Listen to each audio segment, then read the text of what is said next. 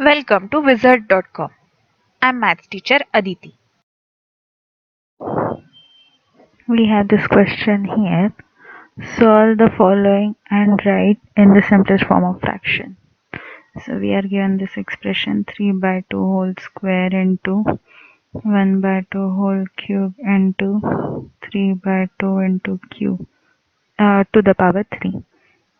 So this is equal to, so we have this equal to 3 square by 2 square multiplied by 1 cube by 2 cube multiplied by 3 cube by 2 cube. This is because of the exponent law. A by b whole to the power m is equal to a to the power m by b to the power m.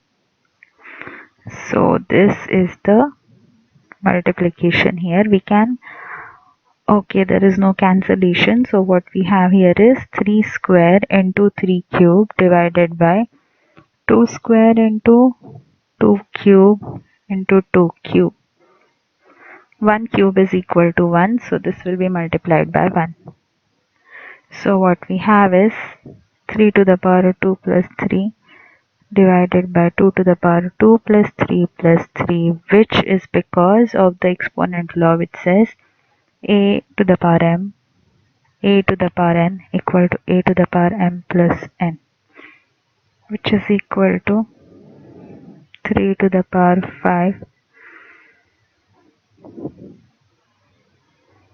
This is 2 to the power 8, which is equal to, let's see, 81 multiplied by 3 is 3 to the power 5, because we know 3 to the power 5 is equal to 3 to the power 4 into 3. So 3 to the power 4 is 81. So 81 into 3 is 243 divided by 2 to the power 8 is 256. So this is the simplest form of fraction. So this is the answer.